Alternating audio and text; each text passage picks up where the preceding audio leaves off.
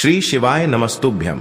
हर हर महादेव। दोस्तों, आप सभी लोग जानते हैं कि 28 जुलाई 2024 यानी रविवार को पड़ रही है श्रावण मास की अष्टमी तिथि, जो बहुत ही खास है। और दोस्तों, ये वो अष्टमी है जो कि श्रावण महीने में रविवार को पड़ रही है। दोस्तों, इसी दिन किया जाने वाला पंडित जी द्वारा बताया गया एक लाल फूल और एक सफेद फूल वाले उपाय आप लोगों को जरूर करना चाहिए, क्योंकि दोस्तों ये एक ऐसा उपाय है जो कि हर दिन नहीं किया जाता। श्रावण महीने में जो अष्टमी आती है उसी दिन किया जाता है। अगर आप लोगों ने इस उपाय को नहीं किया है या किसी कारणवश नहीं कर पाए हो तो इस रविवार अष्टमी के दिन इस उपाय से मत चूकना। दोस्तों देखिए, ये दिन इतना खास होता है, इतना महत्वपूर्ण होता है। देखा गया है कभी कभी बड़े बड़े पूजा पाठ अनुष्ठान से जो मनोकामना पूर्ण नहीं होती है, वह श्रावण अष्टमी के दिन एक छोटे से उपाय करने से ही आपकी मनोकामना पूर्ण हो जाती है।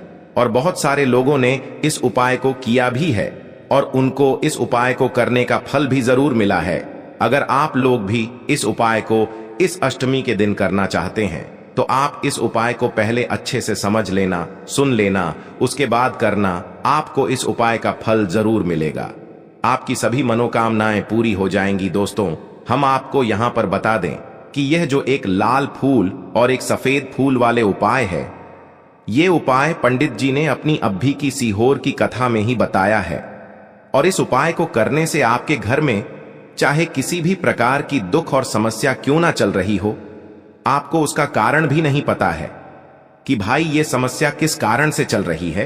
उसका कुछ भी कारण हो सकता है, जैसे पितृदोष हो सकता है, काल सर्प दोष हो सकता है, या किसी भी तरह का मंगल दोष भी हो सकता है। और भी बहुत तरह के दोष होते हैं, कुछ भी हो सकता है। पर आपको इस उपाय को करने के लिए अपने दोष को पता लगाने की भी जरूरत नहीं है। आपके घर में किस कारण से इतनी दुख और परेशानी आ रही है, वह भी आपको पता लगाने की जरूरत नहीं है। बस रविवार अष्टमी के दिन इस उपाय को कर लेना, क्योंकि इसी एकमात्र उपाय को करने से आपके पूरे घर परिवार में सुख और शांति हो जाएगी। आपके घर में अच्छे अच्छे काम होने लगेंगे। आपकी जो भी मनोकामना होगी वह भी धीरे धीरे करके पूर्ण होना शुरू हो जाएंगी। अब हम समझते हैं इस एक लाल फूल और एक सफेद फूल वाले उपाय को आपको करना कैसे है, किसको करना है, किस समय करना है और कैसे करना है। देखो, उपाय बिल्कुल आसान है, बस समझने वाली बात है। ध्यान से समझिए, उसके बाद ही आप लोग जो है इस उपाय को जरूर कीजिएगा। सबसे पहली चीज हम लोग ये समझते हैं कि इस एक लाल फूल और एक सफेद फूल वाले उपाय को इस आने वाली रविवार काल अष्टमी के दिन किसको करना है। तो देखिए, इस उपाय को घर के सभी सदस्यों को करने की बिल्कुल भी जरूरत नहीं है। घर में से कोई एक मुख्य बड़ा सदस्य ही इस उपाय को करेगा, तो उस घर परिवार के सभी सदस्यों को इस उपाय को करने का फल मिल जाएगा। पर वो बड़ा सदस्य कौन होगा, कौन व्यक्ति इस उपाय को करेगा? तो यहां पर देखिए, हम आपको बता दें, घर की जो बड़ी माताएं बहनें होंगी, घर की बड़ी माताओं बहनों में से कोई भी एक माता बहन इस वाले उपाय को कर सकती है अपने पूरे घर परिवार के लिए। घर में सभी सदस्यों को इस उपाय को करने की जरूरत नहीं है। मात्र घर की जो बड़ी माताएं बहनें हैं उनमें से कोई भी एक माता बहन इस वाले उपाय को करेगी तो उसके घर परिवार के पूरे सदस्यों को इस उपाय का फल मिलेगा। अगर किसी कारणवश माताएं बहनें घर में उपस्थित ना हो या वो इस उपाय को ना कर रही हो, कुछ दिक्कत हो, तो भाई उस जगह पर फिर घर का कोई बड़ा व्यक्ति भी इस उपाय को कर सकता है। माताओं बहनों के कहने का मतलब ये था कि माताएं बहनें घर की लक्ष्मी होती है। जब घर की लक्ष्मी कोई उपाय करती है तो निश्चित ही भगवान शिव जी बहुत जल्दी प्रसन्न होते हैं और उपाय का फल में बहुत जल्दी और बहुत बड़ा करके भी यहां पर देते हैं। तो आप लोग ये बात समझ गए होंगे। अब हम ये बात समझते हैं कि इस वाले उपाय को हमें करना किस समय है। एक लाल फूल और एक सफेद फूल वाले उपाय को हमें रविवार के दिन करना किस समय है। तो देखिए, इस उपाय को करने का जो समय है, सुबह का समय भी है और शाम का समय भी है। अब देखिए, यहां पर हम मुख्य रूप से सुबह का समय नहीं बोलेंगे, क्योंकि देखिए, ये जो काल अष्टमी तिथि है और आप सभी लोग जानते हैं अष्टमी के का प्रदोष काल का मतलब शाम का जो समय होता है ना, इस दिन भगवान शिव जी का सबसे प्रिय दिन होता है। तो आप लोग इस एक लाल फूल, एक सफेद फूल वाले उपाय को सुबह के समय भी कर सकते हो और शाम के समय प्रदोष काल में भी कर सकते हो। सुबह के समय अगर कर रहे हो तो 10 या फिर 11 बजे तक भी अगर उपाय करोगे तो भी आपको उपाय का फल मिलेगा। वही अगर शाम के समय कर रहे हो तो इस दिन जरूर शाम के समय का ध्यान रखना कि शाम के 6 बजे से लेकर 7 बजे के बीच में अगर आप इस उपाय को कर सकते हो तो बिल्कुल कर लेना, पूरी कोशिश करना। पर अगर किसी कारणवश इस समय के बीच में न कर पाओ तो रात 8 बजे तक भी अगर आप उपाय को करोगे तो आपको उपाय का फल जरूर मिलेगा। ये बात आपको समझ आ गई कि आप इस उपाय को सुबह और शाम दोनों समय कर सकते हो। मतलब करना आपको एक ही समय है, घर में से किसी एक ही बड़े व्यक्ति को करना है, पर एक ही बार इस उपाय को करना है, दोनों समय नहीं करना है।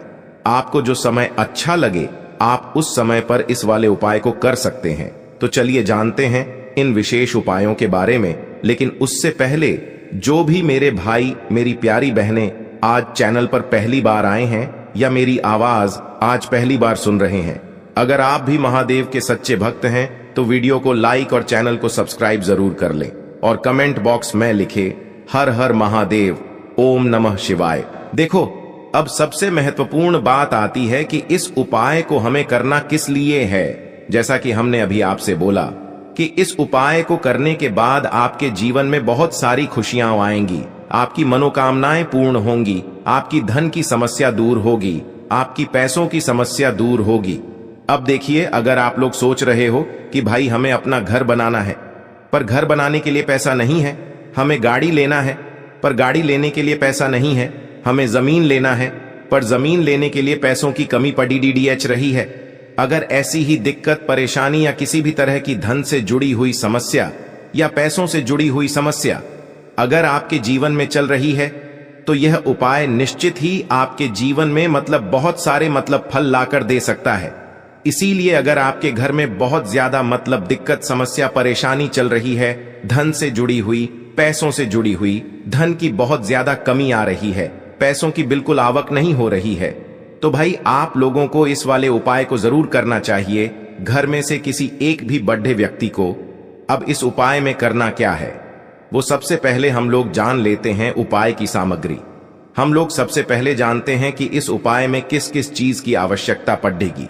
तो देखिए, उपाय का नाम तो एक लाल फूल और एक सफेद फूल वाला उपाय है, पर इस उपाय में कुल मिलाकर 4 सामग्री हमें लगने वाली है, जो कि पंडित जी ने खुद सीहोर वाली कथा में बताया है। और जो हम आपको उपाय बताते हैं वो पंडित जी द्वारा बताए गए होते हैं, अलग से हम कुछ भी नहीं बताते हैं। तो यहां पर हम लोग समझते हैं कि इस उपाय की सामग्री क्या है। तो देखो, उपाय की जो सामग्री है वो 4 सामग्री है, जिसमें से सबसे पहली सामग्री है एक बेलपत्र। देखो, बेलपत्र क्या होती है? बेलपत्र जो शिव की शिवलिंग पर चढ़ती है। दूसरी चीज है एक शमी पत्र, शमी पत्र, वो जो शिवलिंग पर ही चढ़ता है। तीसरी चीज है दोस्तों एक लाल फूल, जो उपाय का नाम है। तो एक यहां पर आपको लाल फूल लेना है। अब ये लाल फूल कौन सा लेना है? देखो, शिवलिंग के ऊपर जो लाल फूल चढ़ता हो उनमें से कोई भी एक लाल फूल पसंद कर लेना और वो कहीं से तोड़कर या कहीं से खरीद कर लेकर आना और उस लाल फूल को उपाय में प्रयोग कर लेना। उसके बाद में एक सफेद फूल का विशेष रूप से ध्यान रखना। जो सफेद फूल शिवलिंग पर चढ़ता हो सिर्फ वही सफेद फूल लेकर आना, इसके अलावा कुछ मत लेकर आना, लेकिन केतकी का मत लेना। तो एक एक मात्रा में ही आपको ये चारों सामग्री चाहिए, एक बेलपत्र, एक शमी पत्र, एक लाल फूल और एक सफेद फूल। ये चारों सामग्री आप लोग तैयार करके रख ले।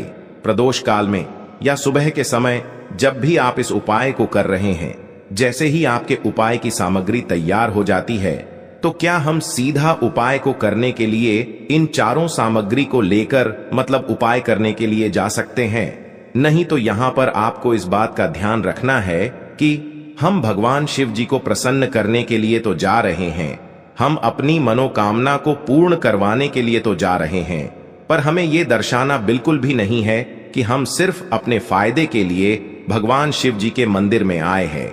इसलिए हम इस उपाय को करने के साथ में भगवान शिव जी की पूजन अर्चना के लिए कुछ सामग्री भी जरूर लेकर जाएंगे। जैसे कि सुबह के समय अगर आप उपाय को कर रहे हो इस एक लाल फूल और एक सफेद फूल वाले उपाय को, तो भाई सुबह के समय आपको एक लोटा जल लेकर जाना है।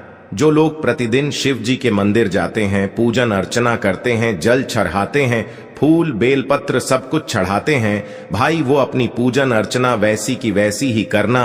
बाकी जो सिर्फ उपाय को करने के लिए जा रहा है, जो कुछ भी लेकर नहीं जा रहा है, उसे कम से कम एक लोटा जल अपने घर से जरूर भर कर लेकर जाना। अगर आप उपाय को कर रहे हो, है ना, क्योंकि इस वाले उपाय को आप भगवान शिव जी की पूजन अर्चना करने के बाद ही करना। वहीं अगर बात करें शाम के समय की, अगर कोई व्यक्ति शाम के समय प्रदोष काल में इस वाले उपाय को कर रहा है, तो भाई आपको मात्र एक घी का दीपक तैयार करना है। ये बात हम हमेशा बोलते हैं, शाम के समय प्रदोष काल में कोई कर रहे हो ना, तो दीपक का विशेष महत्व होता है। अष्टमी के दिन का प्रदोष काल में जो भी व्यक्ति दीपक जलाता है ना भगवान शिव जी के मंदिर में, भाई उसके जीवन से सारी दुख और परेशानियां भी दूर होती हैं। तो भाई इस दिन दीपक का विशेष रूप से ध्यान रखना आप लोग। अगर आप इस उपाय को शाम के समय प्रदोष काल में कर रहे हो, है ना, ये जो दीपक आप लोग लोगे, ये आटे का लोगे। जो आटा आप गूंद दोगे उसके अंदर कुछ भी मत डालना, मात्र साधा आटा लगाकर उसे तैयार कर लेना और एक मीडियम साइज का दीपक तैयार कर लेना। वो दीपक ना ज्यादा छोटा हो ना ज्यादा बड्ढा हो, है ना। उसके बाद में दीपक आपका तैयार हो जाए तो इसके अंदर जो बत्ती रखोगे वो गोल बत्ती रखोगे। देखो गोल बत्ती भी दो तरह की होगी, एक बाजार की और एक घर वाली।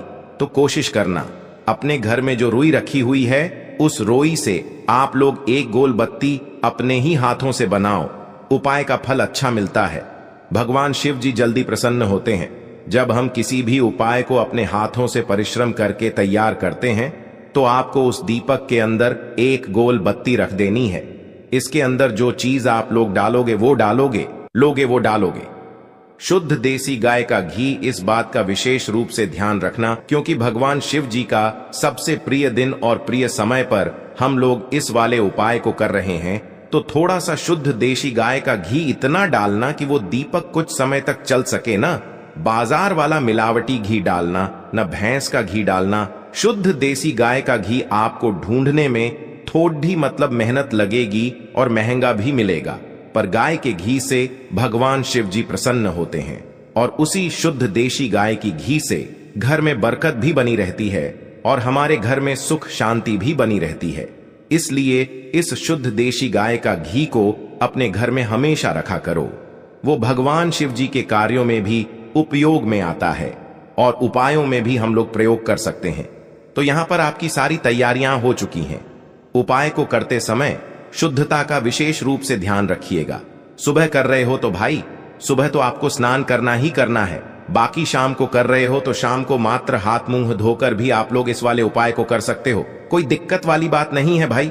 उपाय की पूरी सामग्री तैयार करके और पूजन सामग्री लेकर आपको भगवान शिव जी के मंदिर पहुंचना है, जो आपके घर के पास में हो, जहां पर शिवलिंग विराजित हो, शिवालय हो, वहां पर आप लोगों को पहुंचना है। और जैसे ही आप भगवान शिव जी के मंदिर में पहुंचते हो, वहां जाकर ही उपाय शुरू नहीं करना है। पहले आपको भगवान शिव जी की पूजन अर्चना करना है। पूजन अर्चना कैसे करोगे? सुबह के समय गए हो तो एक लोटा जल वगैरह जो भी पूजन सामग्री लेकर गए हो, उससे पहले पूजन सामग्री आप लोग मतलब पूजन भगवान शिव जी की कर लो। जो व्यक्ति सिर्फ एक लोटा जल लेकर गए हैं, वो शिव जी की शिवलिंग पर मात्र एक लोटा जल एक धारा से धीरे धीरे करके चढ़ा लो, है ना। अपनी पूजन अर्चना आप लोग जो हैं पूरी कर लो पहले। उसी के बाद अगर आप शाम के समय कर रहे हो तो पहले जाकर बैठना है भगवान शिव जी के शिवलिंग के पास में। आप जो दीपक तैयार करके लेकर आए हो, उस दीपक को पहले जलाना है। ये जो दीपक आप लोग जलाओगे ना, ये किसी और की माचिस से मत जलाना, अपनी ही माचिस अपने ही घर से लेकर आना और इस दीपक को अपने ही माचिस से जलाना। अगर आपने मंदिर की माचिस या किसी और की माचिस ले ली इस उपाय को करने में, इस उपाय का फल उस व्यक्ति को भी थोड़ा बहुत मिल जाएगा। इस बात का ध्यान रखना, अपने घर से अपनी ही माचिस लेकर जाना और इस दीपक को जलाना। दीपक को जलाने के बाद भगवान शिव जी की शिवलिंग के पास में रख देना। शिवलिंग के इतना पास में मत रखना कि भगवान शिव जी को आंच लगे। थोड़ी सी दूरी बनाकर ही जो है इस दीपक को शिवलिंग के पास में आप लोग रख दीजिएगा। अब जैसे ही आपकी पूजन अर्चना हो जाती है, भगवान शिव जी के शिवलिंग के सामने या आसपास कहीं पर भी बैठ जाइए उपाय को करने के लिए। और उपाय को करने से पहले आप लोग अपनी वह चारों पूजन सामग्री निकाल लीजिए। उपाय की जो सामग्री है वो निकाल लीजिए और भगवान शिव जी के शिवलिंग के ऊपर एक माता अशोक सुंदरी जी का स्थान देख लीजिए। माता अशोक सुंदर जी का जो स्थान होता है वो जलाधारी के ऊपर होता है, जलाधारी के बिल्कुल बीचों बीच में होता है। आप लोगों ने देखा भी होगा शिवलिंग की जलाधारी होती है, जलाधारी के बिल्कुल बीचों बीच का जो स्थान होगा वो माता अशोक सुंदर जी का स्थान होगा, क्योंकि यहीं पर हमें ये जो है उपाय को करना है। सबसे पहली चीज, अब हम उपाय को करना शुरू करते हैं। आप सबसे पहले अपनी एक बेलपत्र उठा लो। एक बेलपत्र को आपको माता अशोक सुंदरी जी वाले स्थान पर सबसे पहले समर्पित करना है। बेलपत्र की डंडी का मुख होगा जलाधारी की तरफ जहां से जल बहता है और नीचे गिरता है, और बीच वाली बड्डी पत्ती का मुख मतलब शिवलिंग की तरफ होगा। इस तरीके से आपको इस बेल पत्र को माता अशोक सुंदरी जी वाले स्थान पर समर्पित कर देना है। उसके बाद में अपनी एक शमी पत्र उठा लो जो आप उपाय के लिए लेकर आए हुए हो। शमी पत्र को उठाकर शमी पत्र की भी जो डंडी का भाग होगा वो जलाधारी की तरफ करके जहां से जल बहता है नीचे गिरता है उस तरफ करके, और पत्ती वाला भाग शिवलिंग की तरफ करके इस शमी पत्र को भी उस बेल पत्र के ऊपर आपको समर्पित कर देना है। समर्पित करने के बाद अब आप ले लो अपना एक लाल फूल जो आप उपाय को करने के लिए लेकर आए हुए हो। इस लाल फूल का जो खिला हुआ भाग होगा, चाहे वो गुलाब का फूल हो, चाहे कोई सा फूल जो शिवलिंग पर चढ़ता हो, भाई उस फूल का जो खिला हुआ भाग होगा वो शिवलिंग की तरफ होगा। बाकी जो पीछे का भाग होगा फूल का वो जलाधारी की तरफ जहां से जल बहता है नीचे गिरता है उस तरफ होगा। और आखिरी में आपका जो एक सफेद फूल बचा हुआ है, इस सफेद फूल को भी आपको लेना है और सफेद फूल का जो खिला हुआ भाग होगा वो शिवलिंग की तरफ होगा, जहां पर शिवलिंग रखा हुआ है उस तरफ होगा, और डंडी का भाग जलाधारी के पीछे की तरफ हो जाएगा। मतलब जो जहां से जल बहता है और नीचे गिरता है।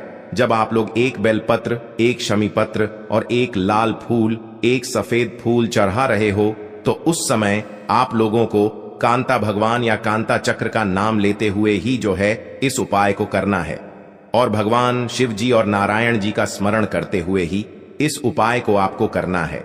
तो जब भी आप एक बेल पत्र, एक शमी पत्र, एक लाल फूल और एक कमी हो रही है, जो भी दुख और समस्या परेशानी चल रही हो, आपको अपनी वह दुख और परेशानी जो है भगवान शिव जी से उपाय को पूरा करने के बाद वहीं पर पास में बैठकर बोल देना है।